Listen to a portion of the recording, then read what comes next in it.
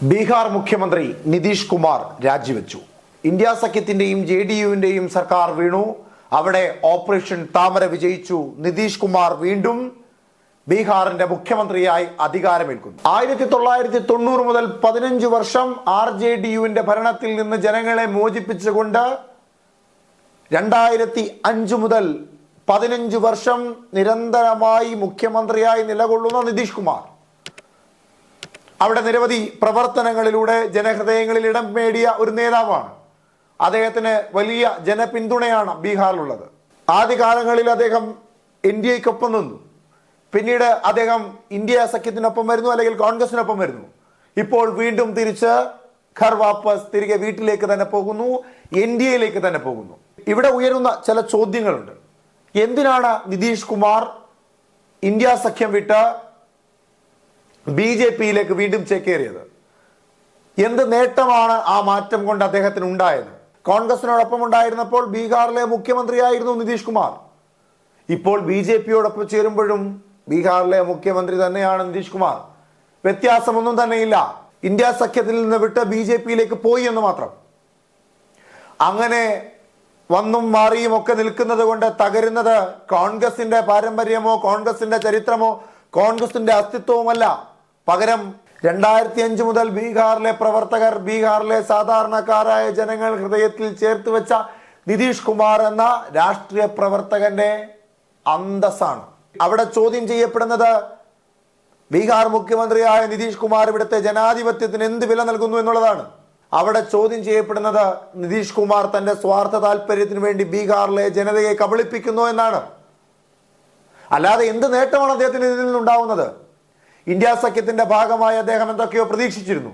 India സഖ്യം നിലവിൽ വരുമ്പോൾ തന്നെ പ്രധാനമന്ത്രി സ്ഥാനാർത്ഥിയാക്കുമെന്ന് അദ്ദേഹം ആഗ്രഹിച്ചിരുന്നു. പ്രധാനമന്ത്രി സ്ഥാനാർത്ഥിയാകുവാൻ കാട്ടിയ അമിതമായ ആഗ്രഹത്തിന്റെ പുറത്ത് അദ്ദേഹം ഇന്ത്യ സഖ്യം വിടുന്നു, BJP-യോടൊപ്പം ചേരുന്നു. അവിടെ ചെന്നാൽ നരേന്ദ്രമോദിയാണ് പ്രധാനമന്ത്രി. അവിടെ നിതീഷ് കുമാറിനെ താലത്തിൽ സ്വീകരിച്ച് പ്രധാനമന്ത്രിയാക്കുകയില്ല. പിന്നെ എന്തിന് ഇവിടെ നിന്ന് അപ്പുറം പാളയത്തിലേക്ക് കടന്നു? നിതീഷ് കുമാർ BJP-യിലേക്ക് ചേർന്നു. പക്ഷേ ഇപ്പോഴും BJP-ക്കാർക്ക് നിതീഷ് കുമാറിനെ പൂർണ്ണ വിശ്വാസ്യതയില്ല. നിതീഷ് കുമാറും NDA-യുമായുള്ള ചർച്ചയ്ക്കൊടുവിൽ രാജി സമർപ്പിക്കണമെന്ന് NDA മുൻപോട്ടൊരു ആവശ്യം വെക്കുന്നു. രാജി വെക്കുന്നതിന് മുമ്പ് കത്ത് നൽകണമെന്ന് നിതീഷ് കുമാർ പറയുന്നു. രണ്ടുപേരും തമ്മിലുള്ള തർക്കത്തിനൊടുവിലാണ് ഒരു തീരുമാനത്തിലെത്തി നിതീഷ് കുമാർ രാജിവെക്കുന്നത്. അതായത് അവരുടെ ബന്ധത്തിൽ ഒരു സുതാര്യതയില്ല, അവരുടെ ബന്ധത്തിൽ ഒരു ദൃഢതയില്ല. നാളെ ഇന്ത്യ സഖ്യം അധികാരത്തിൽ വരികയാണെങ്കിൽ അവർ പ്രധാനമന്ത്രിയോ അല്ലെങ്കിൽ മറ്റേതെങ്കിലും ക്യാബിനറ്റ് പദവിയോ നൽകാമെന്ന് പറയുമ്പോൾ ഇതേ BJP-യെ ഒറ്റുകൊടുത്തുകൊണ്ട് നിതീഷ് കുമാർ വീണ്ടും ഇന്ത്യ സഖ്യത്തിനോടൊപ്പം ചേരുമെന്ന് നിസ്സംശയം പറയാൻ സാധിക്കും. അല്ലെങ്കിൽ അദ്ദേഹത്തിന്റെ പഴയ ജനപിന്തുണ, അദ്ദേഹത്തിന്റെ പഴയ ജനവിശ്വാസ്യത ഒക്കെ തകർന്നു എന്ന് തന്നെ വേണം കരുതാൻ.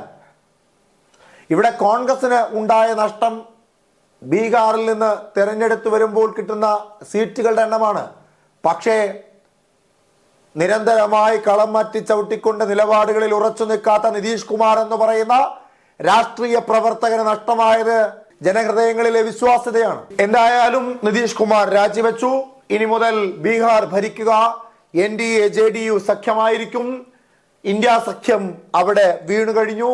ഇന്ന് വൈകുന്നേരം 5 മണിക്ക് തന്നെ സത്യപ്രതിജ്ഞ ഉണ്ടായിരിക്കും. ഗവർണർക്ക് തന്റെ രാജിക്കത്ത് അദ്ദേഹം സമർപ്പിക്കുകയും ചെയ്തു. 2005 അദ്ദേഹം അധികാരത്തിലെത്തുമ്പോൾ അടിസ്ഥാന സൗകര്യ വികസനത്തിനൂന്നിയ പ്രവർത്തന ശൈലി നിതീഷിനെ ഏറെ ജനപ്രീതനാക്കിയിരുന്നു.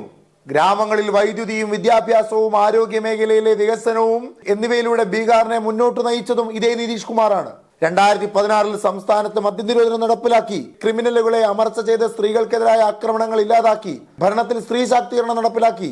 2014 ലോക്സഭാ തെരഞ്ഞെടുപ്പിൽ നരേന്ദ്രമോദിയെ പ്രധാനമന്ത്രി സ്ഥാനാർത്ഥിയാക്കുമെന്ന് ഉറച്ചപ്പോഴാണ് UPA-യിൽ ചേർന്നത്. 2015 ബീഹാർ നിയമസഭാ തെരഞ്ഞെടുപ്പിൽ ലാലു പ്രസാദ് യാദവുമായി മഹാഗഡ്ബന്ധൻ സഖ്യമുണ്ടാക്കി അധികാരത്തിലേറിയെങ്കിലും 2017 മഹാഗഡ്ബന്ധൻ വിട്ട് വീണ്ടും NDA മുന്നണിയിൽ ചേർന്നു. 5 വർഷത്തിനു ശേഷം 2022 ഓഗസ്റ്റ് 9 മുഖ്യമന്ത്രി പദം രാജിവെച്ച് NDA സഖ്യം വിട്ടു. ഓഗസ്റ്റ് 10 മഹാഗഡ്ബന്ധൻ സഖ്യത്തിൽ വീണ്ടും ചേർന്ന് RJD പിന്തുണയിൽ 8ാം പ്രാവശ്യവും ബീഹാർ മുഖ്യമന്ത്രിയായി. അതായത് 2013 മുതൽ കളം മാറ്റി ചവിട്ടി തഴക്കവും പഴക്കവും വന്ന നിതീഷ് കുമാർ താങ്കളുടെ ഈ കളം മാറ്റി ചവിട്ടലിലൂടെ വ്യക്തമാകുന്നത് അധികാരത്തിന്റെ ഭ്രമം ബാധിച്ചിരിക്കുന്നു എന്നുള്ളതാണ്. താങ്കളുടെ ഈ കളം മാറ്റി ചവിട്ടലിൽ BJPക്ക് താങ്കളോടുള്ള വിശ്വാസം നഷ്ടപ്പെട്ടു, കോൺഗ്രസിന് താങ്കളോടുള്ള വിശ്വാസം നഷ്ടപ്പെട്ടു. എന്തിനേറെ ഈ രാജ്യത്തെ സാധാരണക്കാരായ ജനങ്ങൾക്ക്, ഈ ബീഹാറിലെ സാധാരണക്കാരായ ജനങ്ങൾക്ക് താങ്കളോടുള്ള വിശ്വാസ്യത നഷ്ടപ്പെട്ടു എന്നുള്ളതാണ് ഇതിന്റെ എല്ലാം പരിണിത ഫലമായി വരുവാൻ പോകുന്നത്.